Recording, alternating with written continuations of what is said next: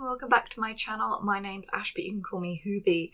As you can probably tell by the title and the thumbnail, this is my January wrap-up and my February TBR, specifically talking about books, but I will just put in a very quick goal update overall of all my yearly goals.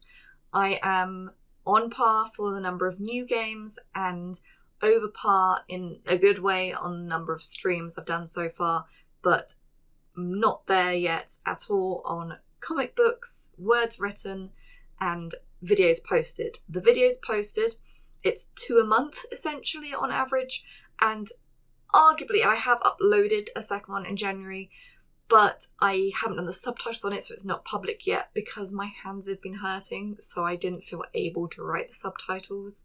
Hopefully I'll be able to do this video for this week, which, I mean, you don't necessarily know when this week is, I suppose. And hopefully I'll be able to do the subtitles for the tier ranking for all my books from last year for next week. On to the 6 books that I read this month. Well, 6 books and 35%. It's kind of funny, I was thinking about this and I remembered 5 books that I finished. So I was thinking, oh, I got 5 and then 35%. And on average I need to read 5.25 books a month. So I am almost exactly on par for that. But no, I read a 6th. So let's begin. I started off by reading A Midwinter's Tale, which technically I started in December, so arguably this wasn't the full 100% that I read this month, just gone, but it's a really cute little tale about this woman who goes to this island, in the Scilly Islands, and finds a cat. That's a really bad description of it. It's really nice. It's a good book. It was heartwarming and it was good. Next is a book that I borrowed specifically so I could know whether to buy it. Let me just open this and you'll see why. Hopefully.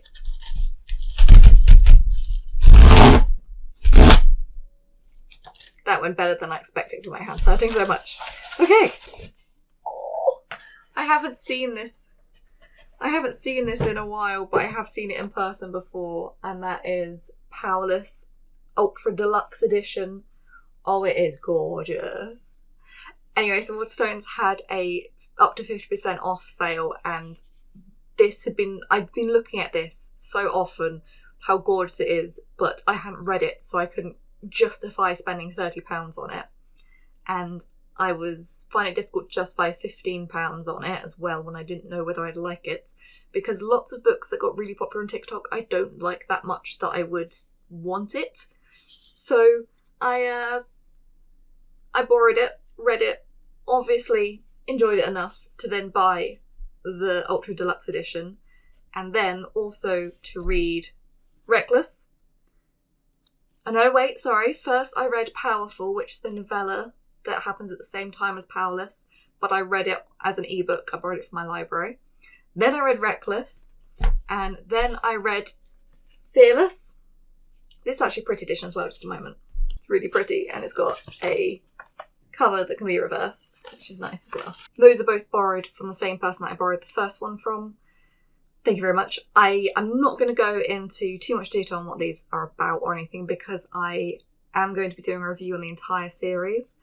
I just haven't quite finished the entire series yet, for reasons I shall get into in a moment. But it's essentially a bit Hunger Games-esque, but also really not at the same time. There is this woman who has been put into these trials, which they're not quite to the death, but there's lots of death that occurs in these trials. And meanwhile, she is powerless, whereas everyone else has powers, and it's illegal to not have powers. So she's being thrust into the limelight when she's got to still pretend that she has powers in front of essentially the entire country. It's very, even if I don't die in these trials, I might die in these trials, because if anyone finds out, yeah, that's the consequence of being powerless. Then for the next book I read, I wasn't sure what book I wanted to read next, but I'm doing a reading streak at the moment because I've started on Fable and Storygraph, and Fable keeps track of your reading streak, and I didn't want to lose it. I think it's a good idea to read every day if you can anyway. So it happened to coincide with the whole a Stuff Your Kindle Day, which happens a few times in a year, and sometimes there are ones that are available for Kobo. So I read Duty of the Winter Wolf, which is a little bit of fun. It wasn't written spectacularly, but it was interesting enough. The author wrote weary instead of wary every time that the author wanted to write wary, which was a tad annoying. But I'm not going to do a whole video on it, so I just wanted to add a little bit thing in there. It also very much feels like a part one rather than this is a book. And the other ones I don't own, but they are available on Kobo Plus, which I've been considering getting anyway. There's a 30-day free trial, so I might do that and read them because they were fun. I enjoyed it anyway. Hopefully I would also enjoy the rest. Speaking of Fable and Storygraph, I have done Storygraph's little monthly wrap-up thing and Fable's little monthly wrap-up thing, but Fable's one is literally it just shows you the name of the month and the books that you've read, and then you choose the colour background, it says Fable at the bottom, and that's it. Whereas Storygraph gives you stats on it. But Storygraph thinks that I read A Midwinter's Tale as an ebook, and I didn't. So for some reason it thinks I read 50% ebooks and 50% print books, and that's not the case. I don't know whether I could change it or whether that's just going to be wrong forever now. On to February TBRs. As I said, I was at the beginning of February 35% through another book. I'm now 53% through it, for anyone interested. By the time it's uploaded, I might be 100%, I might not be. Because it's Wuthering Heights, which is a difficult read. It makes me so sleepy. It was published in 1847, so it's a little bit difficult. And it does use words that we mostly use in a sexual context nowadays that it wasn't sexual at the time. An example from me reading today was the word slut, but I also know that the word slut didn't used to mean what it means now, and I do like using it in that context, especially because it surprises people normally when I talk about it in that way. So I do that. But there are other ones as well that I haven't heard necessarily in other ways, and the way they spell like idiocy and various little bits and pieces that make it a little bit more difficult to read. So it has been taking me a bit longer than a book of that length would normally, which I expected, to be fair. I'm sure it comes as little surprise to anyone who knows that the film is coming out on the 13th of February with Margot Robbie and Jacob someone. I don't actually know what his name is. Jacob Elordi, that's his name, Jacob Elordi. And it's basically been the push for me to finally read Wuthering Heights, finally get round to it, because I want to read it before the film comes out.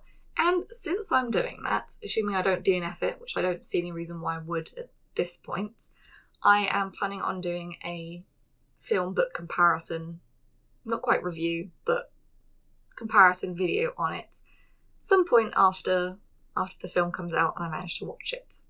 Hopefully before March. Going back to Fabled, they have posted on Fable, on their own app.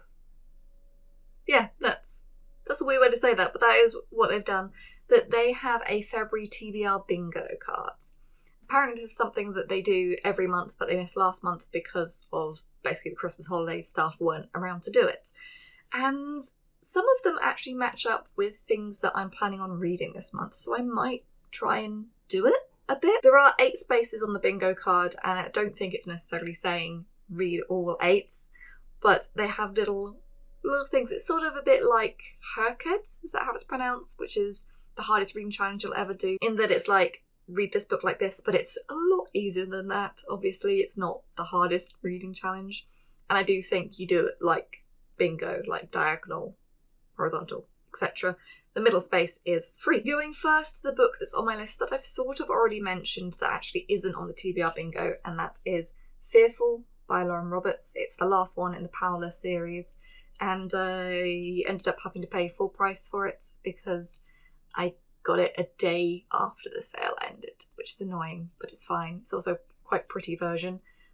And that's how I justified buying the physical book, because it was pretty and it was cheap, and then it turned out not to be cheap. And I was like, if I was going to spend, like, I could have just bought the ebook, which was only a little bit cheaper than the half price deal. But it is what it is. The first one on the bingo card is Sports Romance, which actually there was a book that I got on the Stuff Your Kindle Day called Playing for Keeps, which is a hockey romance, and I was sort of thinking about reading that anyway, since Heated Rivalry's out and everyone's talking about hockey romances essentially, which I still haven't watched any of that yet, and I haven't read it at all.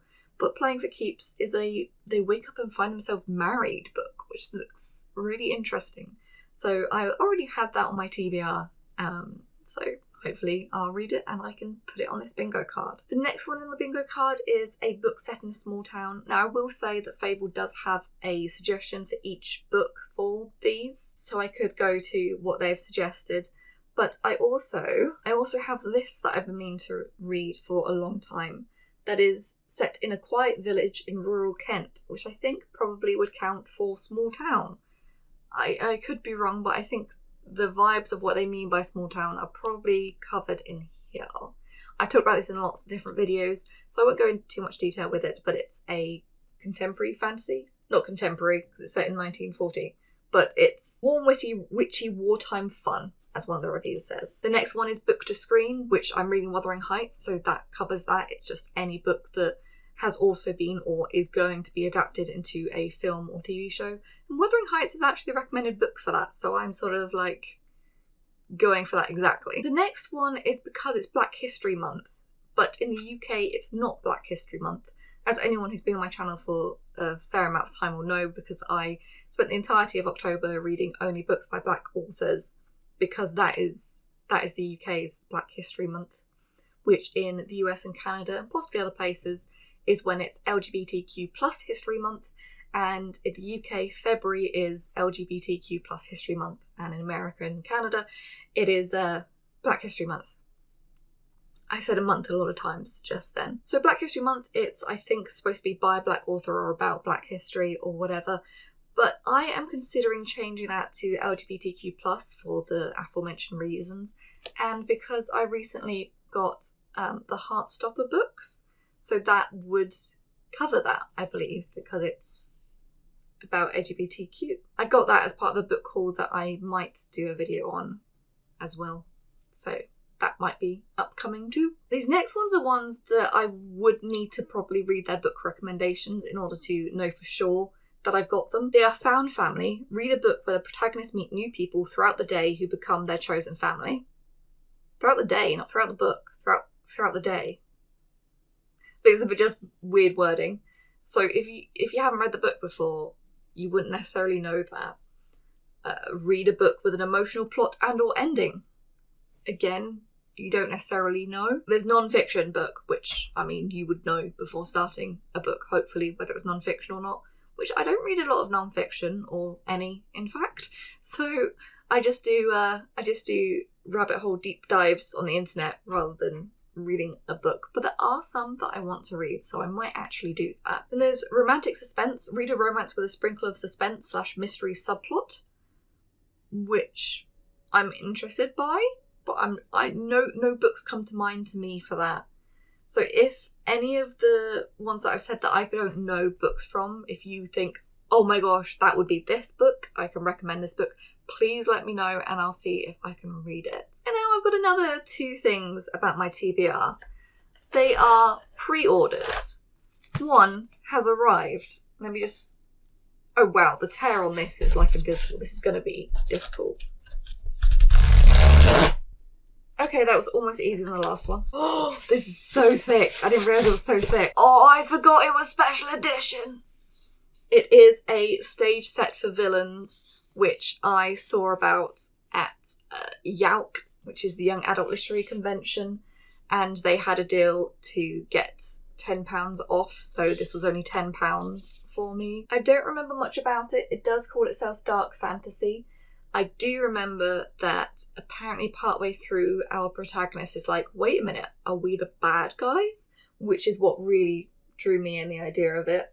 There's also a picture here of, I guess, protagonist, antagonist, maybe, or something, where they've got knives at each other's. You can't see that, I'm sure, but that is what is happening there. Seems a bit of fun. Oh, I forgot it was edition. It's so pretty. Anyway, the other one I have pre-ordered comes out on the 17th of February, I believe, and that is The Sun and the Star Maker, which is actually one that I was in a queue to potentially get the proof for, and I didn't get it, but I then pre-ordered it, so I guess the advertising worked. Speaking of proofs, I have just remembered that I also have Salt Swept Proof by Catalina Walt. Not Walt. First time I've actually read an author's name out, and I read it wrong. This I was going to wait until January or February to read because it's due out this month, although I don't know what day. So I'd forgotten about that, but that's potentially on my list as well. And I do say potentially for these because, as I said, my fingers have been hurting. When I finished reading Fearless, I hurt so much. So I have been trying to read ebooks a bit more. We'll see whether I'll actually be able to read basically any of these physical books, to be honest. I'd say fingers crossed, but ow. I have now put essentially maybe 8 books on my TBR and not all of them go into that bingo card, but I do not expect to read all of them. I fully do not expect to read all of them. There are also other ones that I've thought about on Kobo Plus, should I get it. Basically audiobooks, so I can do things at the same time, or at least not hold things at all. We'll see about that. I don't know fully what's even available on Kobo Plus yet. I know a few things that I'm interested in that are, but I can't even remember the names of most of them. There is Iron Flame because I listened to Fourth Wing, and I do want to continue the series, but the fact that it's 28 hours long has kind of been putting me off. So I don't know about that, whether we'll get to that ever, to be honest. Anyway, thank you for watching. As I said, hopefully coming up soon are the tier rankings for every book that I read last year, as well as reviews of the Powerless series and a Wuthering Heights comparison video. I think I mentioned another one that's potentially upcoming as well, but I can't remember right now. So please like and subscribe if you want to, especially if you are interested in any of those videos I have mentioned. Until next time, bye.